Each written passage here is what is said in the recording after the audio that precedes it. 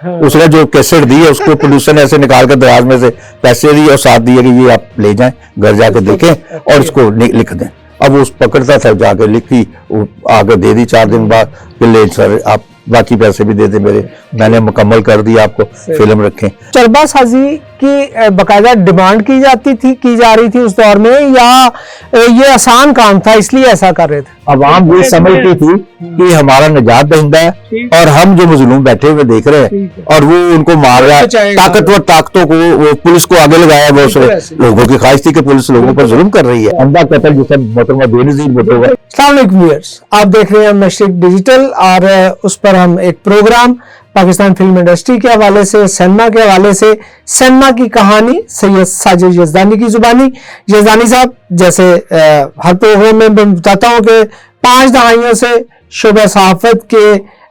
एक ऐसे showbiz industry के साथ ऐसे जुड़े हैं कि एक तारीख है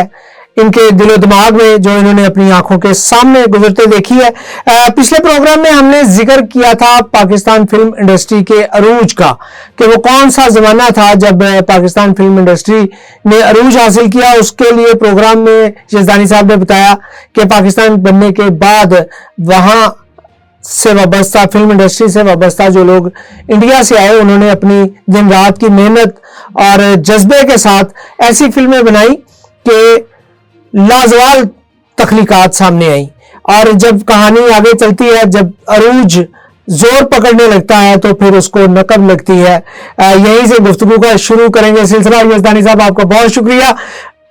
पिछले प्रोग्राम में हम नकब तक पहुंच गए थे सर। जी जी बिल्कुल, आपने सही फरमाया। तो मैं बता रहा था उस वक्त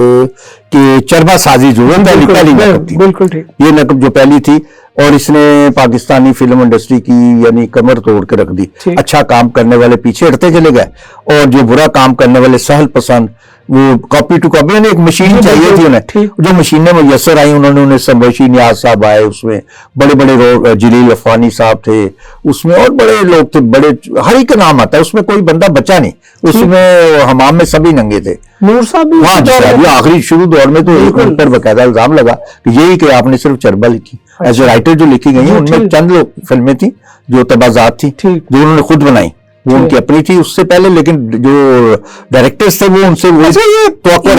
जो चरबासाजी की बाकायदा डिमांड की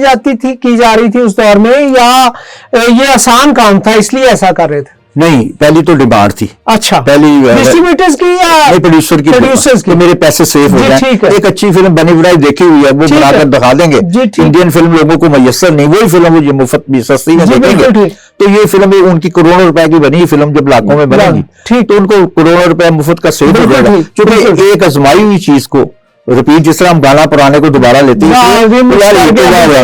पहले लोगों की जुबानों पर चला हुआ, इसलिए कहानी जो है उन्हें पता था कि ये कहानी हिट हो चुकी है, बिल्कुल ठीक, ये कहानी फेल नहीं होगी, ये कंटेंट जो है वो फेल नहीं होगा। ठीक, तो ये तो उनका पैसा सेफ हो गया स्टार्ट में। तो उनकी प्रोड्यूसर की डिमांड ये थी कि वो अपना इसी पर चरबा फौरी तौर पर, और दूसरा जल्दी भी लिखा जाएगा। ठीक है, बिल्कुल जाहिर है, कॉपी करने में सोचना पड़ेगा, नहीं पड़ेगा उसको दिमाग में, मंजरकशी में तो वक्त चाहिए ना। राइटर के लिए भी ये सारी थी कि उसे भी कुछ जेल नहीं लड़ाना। उसने जो कैसेट दी है उसको प्रोड्यूसर ने ऐसे निकाल कर दराज में से पैसे दिए और साथ दिए कि ये आप ले जाएं, घर जाके देखें और उसको लिख दें। अब वो पकड़ता था, जाके लिखी, आगे दे दी 4 दिन बाद कि ले सर आप बाकी पैसे भी दे दे मेरे, मैंने मुकम्मल कर दिया, आपको फिल्म रखें। इस तरह गाने वाला है मौसीकार, उसने भी गाना सुना, वो बना आसानी से बनाकर उसको सुना दिया। सॉन्ग राइटर को भी ये तर्ज है, उसने उसी गाने को वही करके। तो ये सभी लोग इसमें मुलव्वस रहे उस जमाने में। इससे सबसे बेसिक जो नुकसान था, अच्छा इससे एक तो ये पहुंचा, दूसरा बड़ा नुकसान ये पहुंचा कि पाकिस्तानी फिल्म उस जमाने में उसकी मार्केट जो थी वो दुबई, लंदन, अफ्रीका, इस तरह बैरूनी ममालिक में पाकिस्तानी फिल्म जाती थी। अच्छा, उससे भी पैसे आते थे पाकिस्तानी फिल्म इंडस्ट्री को। अफ्रीका में भी वहाँ हर जगह जहां जहां उर्दू बोलने वाला, समझने वाला, हिंदुस्तानी, पाकिस्तानी। अच्छा, वो जब चरबा फिल्में चली तो वहाँ पाकिस्तानियों की बड़ी तजलील हुई, बेइज्जती। बिल्कुल, तुम चल चुकी है फिल्म और आप इतनी घटिया फिल्म बनाकर उसके मुकाबले में मिले, ग्लैमर इतना उनकी फिल्मों में था और पैसे भी ज्यादा लगा, तो वहाँ उनकी बेइज्जती हो। जब साइयो सिनेमा वालों ने वो फिल्में लगाने से पाकिस्तानी फिल्म की मंडी जो है वो बैरून मुल्क खत्म हो गई। अच्छा। इस तरह एक चैप्टर ये क्लोज हो गया कि पाकिस्तान एक महदूद अपने अंदर से इसके कैसे बाद आता है सर जिया दौर। जी जिया दौर तक मैं आता हूँ। पहले आप उससे उसके जिया दौर जो आया वो तो एक कदगनों का दौर था ना। अच्छा। वो तो मजमूई तौर पर अच्छा, इससे पहले आपको लगता है कि फिल्म इंडस्ट्री बैठनी शुरू हो गई, लेकिन वो उसे हम नाकामी वो नहीं कह सकते माली तौर पर। ठीक, वो तो मुनाफा था लोगों को, कारोबारी एतबार से ठीक था, कारोबारी था, लेकिन पाकिस्तान के एतबार से और पाकिस्तान के नाम के एतबार से ये तस्लील थी कि पाकिस्तान का नाम इतने सस्ते दामों में बेचा जा रहा था कि एक मुफ्त की फिल्म और चोरी का माल जब आप अपने नाम से बेचेंगे तो पाकिस्तान के नाम की, क्योंकि ये सकाफत है, दुनिया ने आप दावेदार हैं तख्लीकार होने के। नहीं, फिर नहीं, आप दावेदार भी बड़े हैं कि हमारे पास अदब और आर्ट, हम इसके बड़े दाई हैं, यानी यहाँ थे भी। और वो भी इस बात को कहते थे यार आप लोगों के पास तो इतने बड़े बड़े राइटर हैं, इतने बड़े बड़े दानिश्वर हैं, इतने बड़े बड़े तख्लीककार गए हैं, तो आप फिल्में ये बना रहे हैं। सही। लेकिन वो बेचारे दुबक कर बैठ गए तो उनके सामने बिल्कुल वो नहीं बना सकते थे ये कब। और वहां डिमांड ये थी डिस्ट्रीब्यूटर की भी, प्रोड्यूसर की भी, सिनेमा वाले की कि आप हमें कब, तो वो तो बेचारे फिर अच्छा काम करने वाले घर बैठ गए। तो ऐसे में जो है ना वो बुरा काम करने वाले आए, ज्यादा फिल्में बुरी बनी, जिससे पाकिस्तानी फिल्म का स्टैंडर्ड जो वो लो होता गया, लोगों में उसका मेयार गिरता गया। जब ये आम हुआ, जैसा कि मैंने बताया, ये टेक्नोलॉजी आई तो यहाँ भी कली खुल गई उनकी, लोगों के दिल से भी ये उतर गया लोगों को, यार ये काम ये तो बड़े घटिया लोग हैं, ये हमें चोरी का माल ही तो खाते रहे, 2 नंबर माल ही हम देखकर खुश होते रहे, हम ये हमारी आंखें इन्होंने इतनी देर तक बंद रखी, यानी उनकी नजरों में, आवाम की नजरों में वो गिर गए वो लोग जो बुरा काम करने वाले चरबा साज थे। तो ये तो थी एक फैक्टर। दूसरा आपने जिया-उल हक साहब का जिक्र किया, जनरल जिया-उल हक का दौर था वो आमराना दौर था, वो जहां सियासी तौर पर उसने मुल्क को नुकसान पहुंचाया, वहां मुल्क को भी फनी तौर पर भी उसका बहुत नुकसान। आर्ट को इसलिए कि सबसे पहले उन्होंने आकर स्टूडियोज बंद किए, मजहब की आड़ में उन्होंने कहा इस्लाम चूंकि आ गया इधर, अब आप नाफज हो गया तो आप ये काम नहीं ठीक है। लोगों ने उकसाया भी उनको भी, सबसे पहले इनको बंद करो। तो वो जो मजबूत जान वाले उन्होंने जाकर उकसाया जी सिनेमा तबाह कर रहा है माशरे को, उन्होंने कहा ये बंद करो। उन्होंने सिनेमा बंद कर, स्टूडियोज बंद हो गए, आर्टिस्ट बेकार हो गए, तकलीफकार बेकार हो गए, बेचारे कुछ स्टेज डेमो में कोई टीवी पे चला गया, कोई बेकार होकर घर बैठ गए। वो एक धचका था बहुत बड़ा।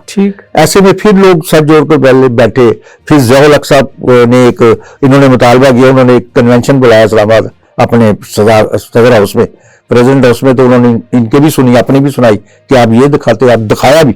तो ये घटियापन आप करते रहे, ये चीजें आप गंदी फिल्में और बुरे आने, चूंकि वो बटो दौर में कुछ ये भी हुआ कि लोगों ने आजादी का मतलब गलत लिया और उन्होंने कुछ ऐसी फिल्में बनाई नाजेबा किस्म के गाने वाले, खतरनाक, खानजादा टाइप, उस जो उनके नुमाइंदे थे उन्होंने ब्यूरोक्रेसी ने उन्हें जाकर वो फिल्मों के वही सीन दिखाए कि ये बन रही है। अब उनके जहन में था कि सारे यही बना रहे हैं, उन्होंने बंद कर दी। इन्होंने जाकर, जब पाशा साहब थे जिंदा थे,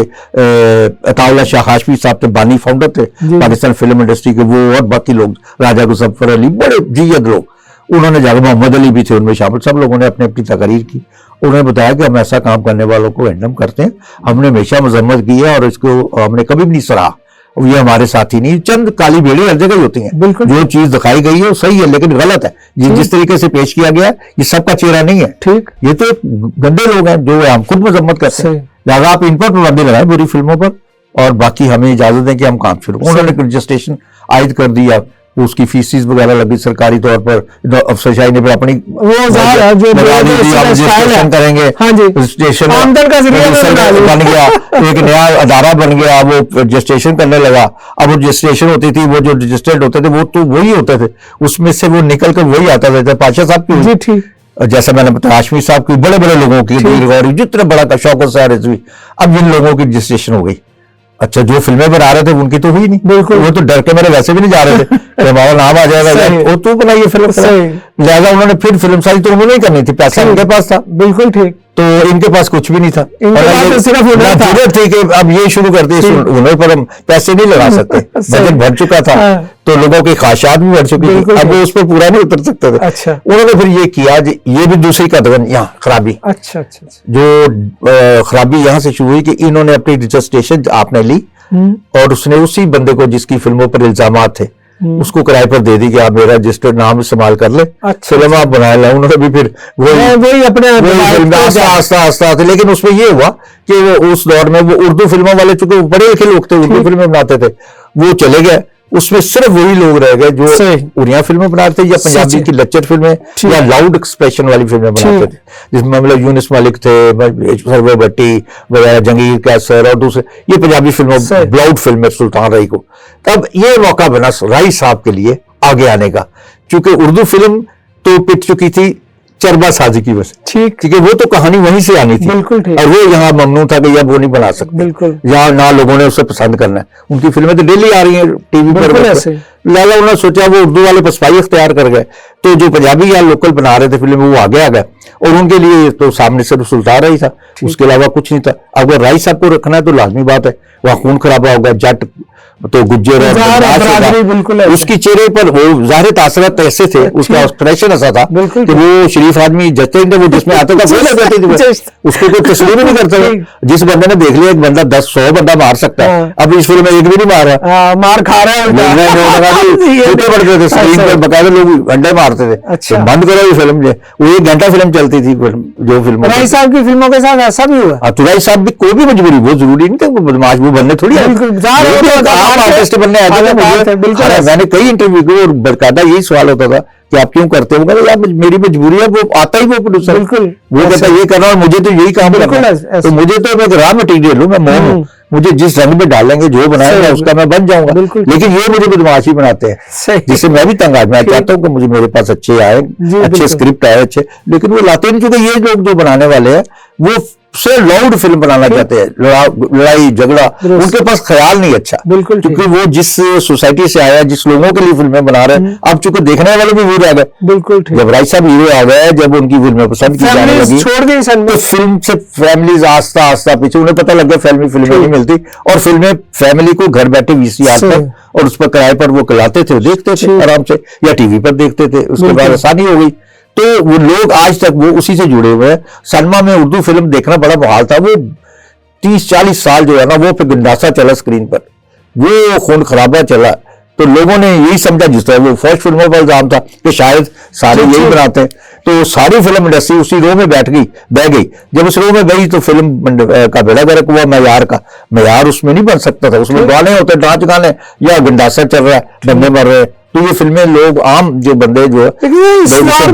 इस दौर में भी शेर खान और शोले जैसी गानों वाली वो चंद फिल्में बनी, लेकिन वो भी उसी में आई, लोगों ने उन्हें गिना कि ये है तो वही खून खराबा, लड़ाई झगड़ा, ज्यादा गाना तो उनको सहारा सजाने के लिए रखा है इन्होंने, लोगों को खुश करने के लिए, लेकिन असल थीम जो है वो यही है कि दुश्मन को बंदा ढूंढ रहा है और मार रहा है, या पुलिस मुकाबले कर रहा है बंदा है, पुलिस उसको ढूंढ रहा है। अच्छा, ज्यादा दौर में सेंसर के मामला बड़े सख्त भी थे, तो वहां पे इस पे क्यों नहीं कदम लग सकी, इतना जो लाउड एक्सप्रेशंस और इतना खून खराबा फिल्मों में उस दौर में दिखाया गया, और फिर बारिश के गाने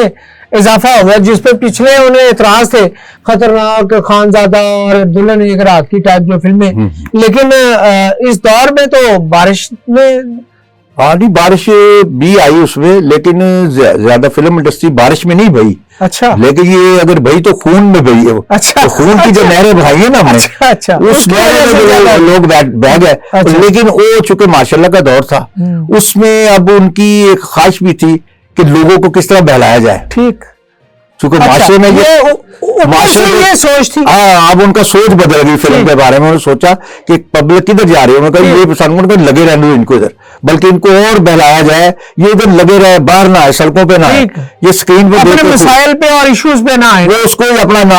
हिंदा समझे और तालियां बजाए वहां से, उस सुल्तान राई को अवाम ये समझती थी कि हमारा निजात दहिंदा है, और हम जो मजलूम बैठे हुए देख रहे हैं, और वो उनको मार रहा है, ताकतों को, पुलिस को आगे लगाया, बहुत लोगों की ख्वाहिश थी कि पुलिस लोगों पर जुल्म कर रही है, आज तक है ये कि, तो वो जो पुलिस को मार रहा मुकाबलों में एक बंदा ही, तो लोग तालिए खड़े होकर मारते थे कि भाई तुमने बहुत अच्छा किया, ये है ही, या चौधरी जुल्म कर रहा है, या जालिम लोग, उस जालिम तक हाथ नहीं था, वो सारे तो मजलिस से शूरा पे बैठे हुए थे उस जमाने की, तो वो सारे उनके दाएं बाएं थे, मूछों वाले चौधरी नंबरदार, अब वो उनकी वो ख्याल नहीं थी फिल्म में, तो वो सबका कैथारसिस हो रहा था, और गवर्नमेंट समझ रही थी अच्छा ही हो रहा है, क्योंकि ये लोग बेले हुए, ठीक है, वो उनको लॉलीपॉप दिया हुआ कि आप यही देखते रहे, अच्छा है, आप यही तक जुल्म भी आप देखेंगे, देखो बदला भी तो हो रहा है ना, बिल्कुल माशा ठीक चल रहा है अपने टाइम, उन्होंने इस टूल को इस्तेमाल किया गवर्नमेंट ने इसलिए उसमें फिर आगे जाकर बारिश आई या चीजें, तो उन्होंने आंखें बंद कर ली। फिर उन्होंने कहा अब लोगों ये लगे रहने दो, इनको बाहर ना आने दो। सिनेमा एक ऐसी तफरीह था क्योंकि वहां तफरीह बिल्कुल लोग 3 घंटे के लिए, या आप समझ 12 घंटे के लिए 3 शो में 4 शो बंद कर बैठ देते, हजारों लोग जो थे ऐसे। और वो लोग जो फारिग ज़हन के लोग होते हैं, जो फारिग होते हैं लोग, बिल्कुल उनके ज़हन सोचते रहते कुछ ना कुछ खराबी करने की माशरे में, तो सोचते थे कि ये लोग जो शराब ये मसरूफ रहे, बाहर आके डांग सोटा ना चलाए, हमारे खिलाफ कोई बजारे ना हो, लिहाजा उन्होंने उसको टूल के तौर पर इस्तेमाल किया। और गरीब बंदे ने इसको इसलिए इस्तेमाल किया कि मैं तो कुछ कर नहीं सकता, चलो यार इसको आगे लगाया तो चलता नहीं, मारो जाके कपड़े उतारे, हाल में पैसे लुटाए कि वाह जी वाह तुमने कमाल कर दिया आज। तो उनका हीरो था, इसीलिए जब वो मरा तो लोग रो रहे थे, वो यही समझते हमारा निजात दहिंदा मर गया, जालिम को अब कौन रोकेगा। लोग यहाँ तक कह रहे थे जनाबे पे आप हमें कौन बचाएगा, हम इतना असर था, देवता समझ लिया गया, जैसे इंडियन फिल्म में देवता समझ लिया। मेरे लिए बड़ी नई बात है कि राही को ऑफ स्क्रीन जो है इस तरह उनके बारे में उनका जनाजा आपने देखा है, जनाजा तो यकीनन तो सब इसलिए थोड़ी विलन को इतना खून पापा गएगा लोग जाएंगे, नहीं ऐसा नहीं होता। लोगों का निजात धंधा लोगों ने तस्लीम किया और गवर्नमेंट ने भी इसको समझ लिया था कि ये सही पेश किया आपने, इसको चलने दो। और बाद लोगों का बाद में भी ये ख्याल है कि जब उसका एंड सीन खत्म हो गया तो उसको मार दिया गया, फिल्मों में जिस तरह होता है। अच्छा, इस्तेमाल करके जो बंदे ये भी चोरी आई कि यार ऊपर की सतह से फिर जब उन्होंने सोच लिया ठाकरे आई तो जा रही है जैसे कहते नहीं, अब क्या करें। कई लोगों का ख्याल था कि उन्हें रास्ते में ही अंधेरे में कई छुप कर उन्होंने अटैक करवाया, जो कि आज तक मिला नहीं। जी बिल्कुल, सच्ची बात तो ये है कि उसका कोई रीजन नहीं। बिल्कुल जमात जितना मर्जी के प्रोग्रामों में पकड़ लिया था, मार दिया था, ये पुलिस की थ्योरी है। उन्होंने फाइल बंद करनी थी, सच में उसका कोई कातिल नहीं, अंधा कत्ल जिसे मोहतरमा बेनज़ीर बोलते पकड़े गए होंगे नहीं, लियाकत अली खान आज तक नहीं। और भी लोग जो इस टाइप के बड़े लोग होते हैं, जब उनको हटाया जाता है तो उसमें ये भी फैक्टर था, हो सकता है ये भी एक थ्योरी। लोगों ने कहा कि यार ये अब लगता है मिस्ट्री का एलिमेंट शामिल, और बाद में साबित हुआ कि वाकई वो काम खत्म हो गया, उसके बाद नहीं हुआ, उन्होंने इंडस्ट्री नहीं करी। उसके बाद फिर उर्दू फिल्मों को शाहजी ने बनाई, सरगम संगम ये वो सारी चीजें, बाकी मसूद बाटा ने बेकाबू और सड़क और पता क्या क्या फिल्म, फिर ये सड़क पर आ गए, फिर समझ फिर ये राई के बाद फिर ये लोग जो है ना, तो ये दौर था असल में लोगों को सरमत से दूर करने का। असल लोग जो थे ये तो खास लोग थे ना देखने वाले, मजदूर तबका था, मजदूर तबका है, जो बेचारे बेकार लोग थे। लेकिन जो फिल्म जो असल देखने वाले नकात थे, जो पढ़े लिखे थे, जो फैमिलीज थी, वो सरमा से रुख मोड़ चुकी थी और यही इसके सबब है जवाल का। मशरक डिजिटल पर आप सनमा की कहानी सैयद साजिद यज़दानी की जुबानी देख रहे हैं, सुन रहे हैं। बहुत सारे सवालात आपके दिल में भी होंगे, मेरे ज़हन में भी हैं, और मैं नोट भी करता जा रहा हूं क्योंकि ये सिलसिला रुकने वाला नहीं है। और हम इंशाअल्लाह ताला तमाम सवालात जो हमारे ज़हनों में उभर हैं उनके जवाबात यज़दानी साहब से दरियाफ्त करेंगे। फिल्म इंडस्ट्री की हड़ताल का जिक्र हो या फिर और बहुत सारे ऐसे किरदार जो इंडस्ट्री के अरूज के बाद जब ज़वाल आया तो इंडस्ट्री का साथ छोड़ गए, उन पे भी बात करेंगे। मशरिक डिजिटल पर सिनेमा की कहानी सैयद साजिद यज़दानी का सिलसिला जारी रहेगा। अपना बहुत सारा ख्याल रखिएगा। मिलते हैं अगले प्रोग्राम में। अल्लाह निगहबान।